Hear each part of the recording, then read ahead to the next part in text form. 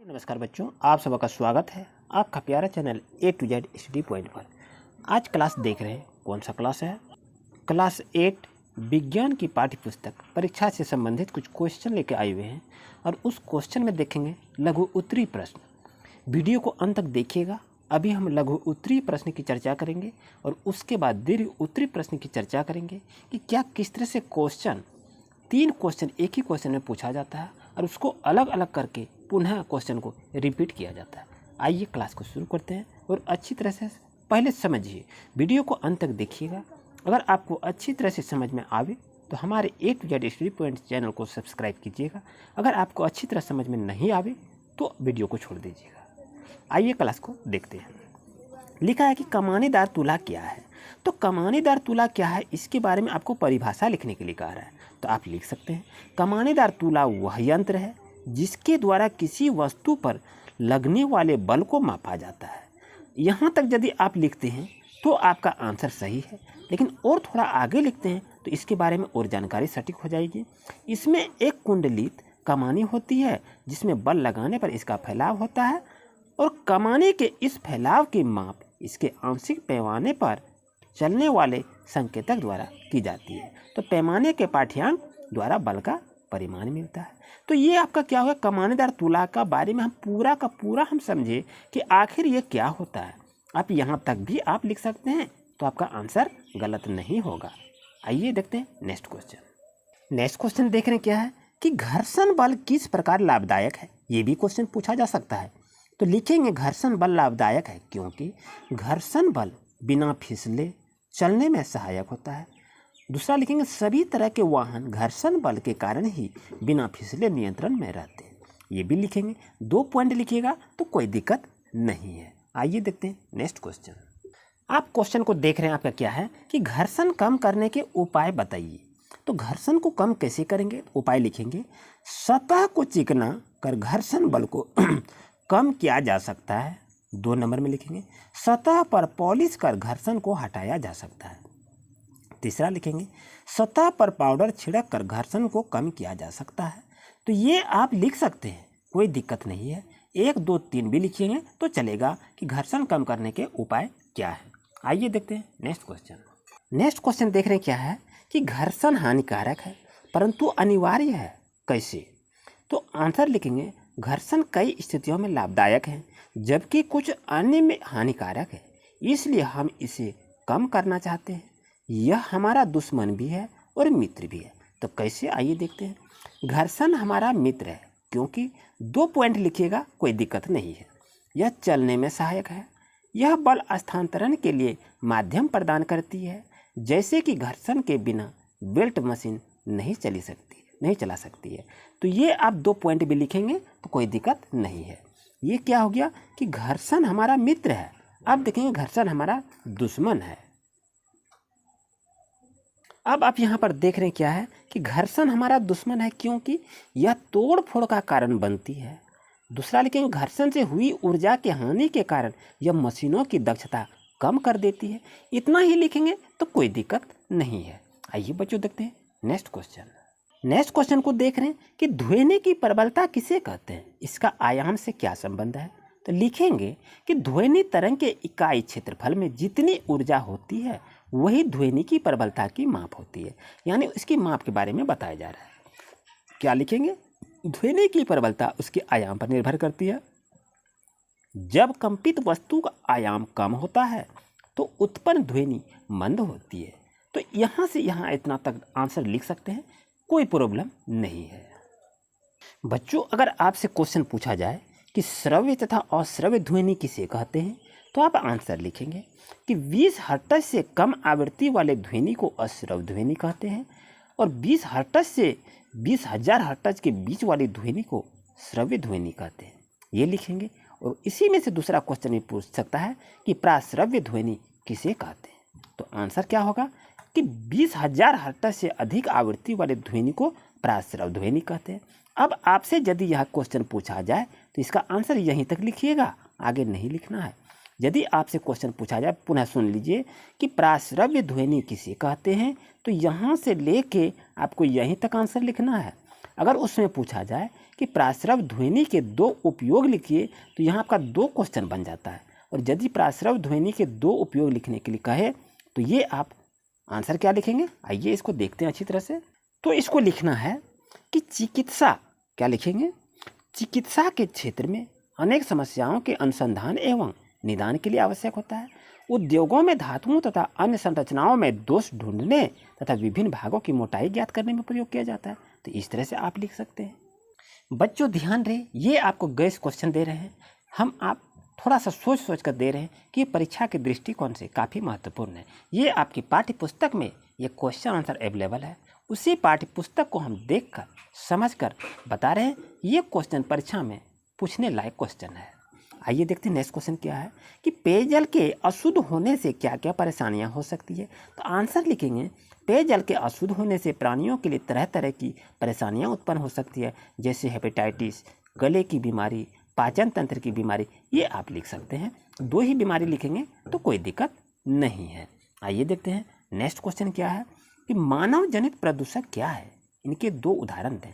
यदि आपसे क्वेश्चन पूछा जाए कि मानव जनित प्रदूषक क्या है तो आप आंसर लिखेंगे कि वाहनों, कल कारखानाओं से निकलने वाले धुएं, जीवाश्म ईंधनों, जो आपको ब्रैकेट में दिया है, ईंधनों के पूर्ण और अपूर्ण दहन, ताप, विद्युत संयंत्र आदि के कारण वायुमंडल में विषाक्त गैस मिल जाती है, उसे हम मानव जनित प्रदूषक कहते हैं। ये हो गया।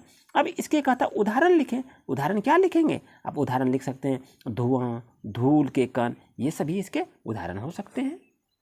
नेक्स्ट क्वेश्चन ये देख सकते हैं थोड़ा सा कि कार्बन मोनोऑक्साइड गैस क्यों नुकसानदेह है। तो कार्बन मोनोऑक्साइड एक विषैली गैस है जो श्वास के द्वारा शरीर में पहुंचती है और यह रक्त में ऑक्सीजन ढोने की क्षमता को कम करती है। तो यहाँ से यदि यहाँ तक ही लिखते हैं तो आपका आंसर सही होगा, कोई दिक्कत नहीं है। और आगे भी लिखना चाहें तो इसे आगे भी यहाँ तक आप लिख सकते हैं, कोई दिक्कत नहीं है। क्योंकि इसमें पूछ रहा क्या कि कार्बन मोनोऑक्साइड गैस क्यों नुकसानदेह है, नुकसान क्यों है, तो यह रक्त में ऑक्सीजन ढोने की क्षमता को कम कर देती है, तो यही तो इसका नुकसान हो गया। तो यहाँ तक लिखेंगे तो कोई दिक्कत नहीं है, यहाँ तक आपको नहीं लिखना है।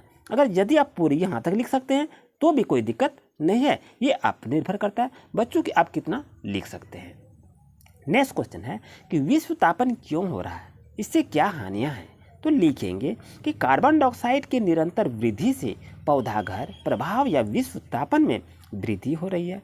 इसके कारण ध्रुवीय हिमखंडों का पिघलना, समुद्र के जल स्तर में वृद्धि, ये काफ़ी होता है। तो यही सभी सबकी समस्या होता है जो कि अच्छी तरह से आप जान रहे हैं, इसे देख लें और इस तरह से आप थोड़ा सा स्टडी बरकरार रखें। बच्चों एक क्वेश्चन को यहाँ भी देख सकते हैं कि ओजोन परत के क्षय से क्या नुकसान हो सकता है। तो लिखेंगे ओजोन परत के क्षय से मनुष्य में त्वचा, कैंसर, मोतियाबिंद आदि रोग उत्पन्न होते हैं, जो कि अल्ट्रावायलेट रेज कहते हैं, जो कि हमारे ओजोन परत उस अल्ट्रावायलेट रेज पराबैंगनी किरण को अवशोषित करते हैं, जो पृथ्वी पर काफ़ी ये कैंसर, मोतियाबिंद जो बीमारी होती है उसको होने से वो रोकती है, जो कि ओजोन परत के नाम से उसे जाना जाता है। ये एक छाते के रूप में कार्य करता है। तो इस तरह से आप इसे लिख सकते हैं। आइए बच्चों देखते हैं नेक्स्ट क्वेश्चन। बच्चों आइए थोड़ा सा देख लेते हैं। बच्चों क्वेश्चन यहाँ से जल प्रदूषण से भी पूछ सकता है कि जल प्रदूषण क्या है, जल प्रदूषण के कौन कौन से स्रोत हैं। क्वेश्चन देखिए आपसे पूछा जाए कि जल प्रदूषण क्या है तो आप आंसर क्या लिखेंगे। जल में अवांछनीय जैविक या अजैविक पदार्थों के मिलने के कारण इसकी गुणवत्ता में गिरावट आने को जल प्रदूषण कहा जाता है। यदि आपसे पूछा जाए कि जल प्रदूषण क्या है तो यहाँ से लेकर यहीं तक ही आंसर लिखिएगा, आगे आंसर नहीं लिखना है, इस बात को याद रखिएगा।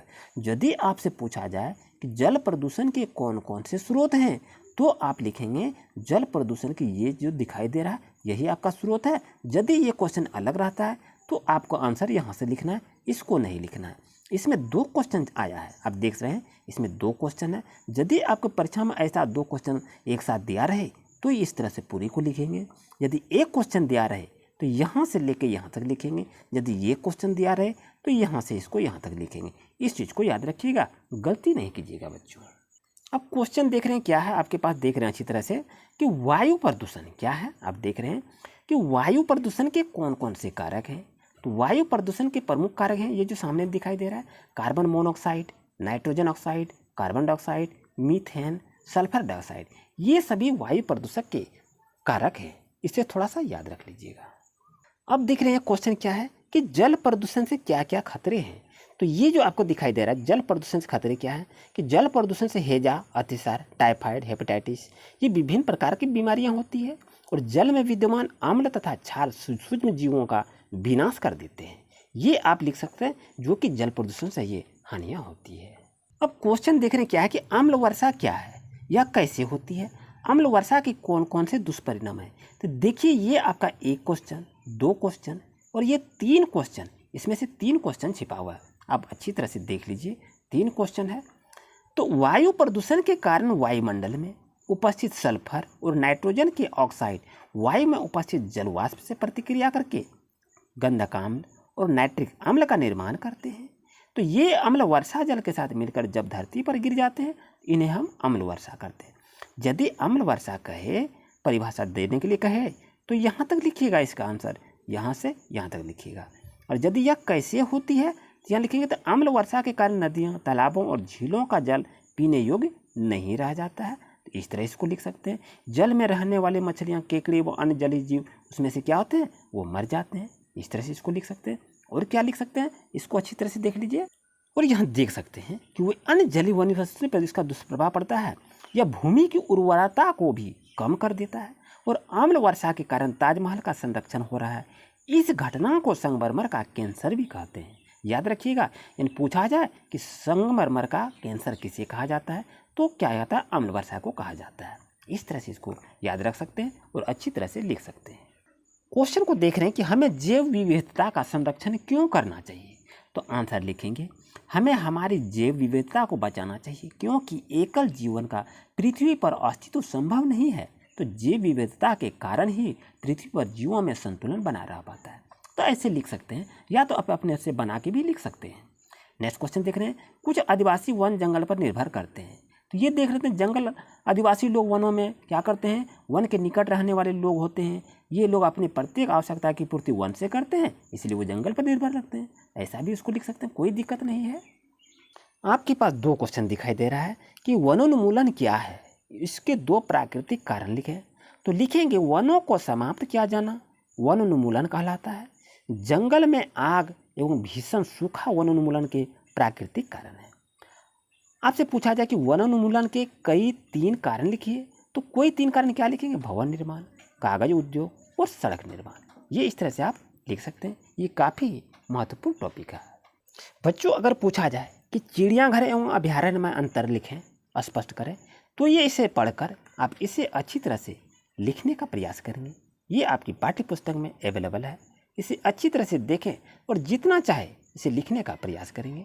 जितना आप लिखने का प्रैक्टिस करेंगे उतनी ही अच्छी होगी। आइए देखते हैं नेक्स्ट क्वेश्चन। बच्चों, लघुत्तरी प्रश्न में आपको गणित की पुस्तक में जो हिसाब रहता है उसी तरह फिजिक्स की पुस्तक में भी कुछ हिसाबें दी जाती है। तो इस तरह से आप देखकर इसे प्रैक्टिस करने का प्रयास करेंगे क्योंकि ये सूत्र पर ही बनता है।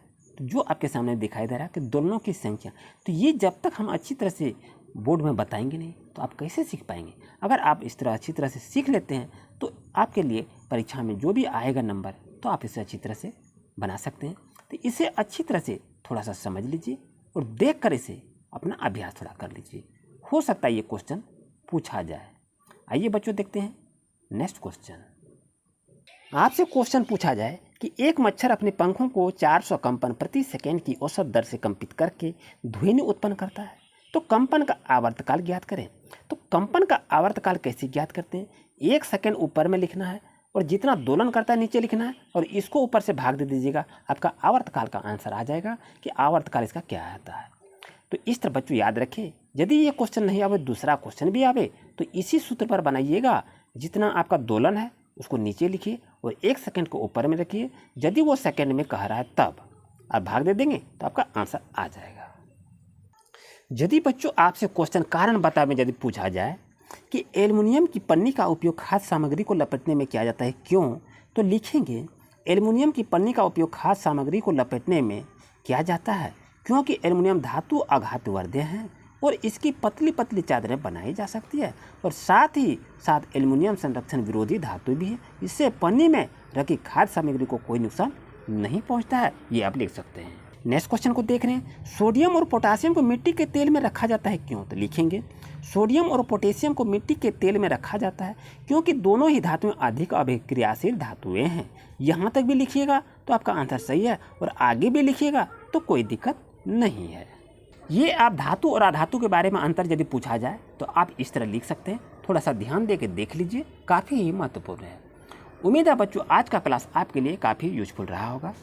अगर आप हमारे इस चैनल पर नए हैं तो अभी सब्सक्राइब कर लीजिए और बेल आइकन की नोटिफिकेशन को ऑन कर लीजिए इसी तरह से नए नए टॉपिक पाने के लिए। मिलते हैं नेक्स्ट वीडियो में। Thank you for watching my video.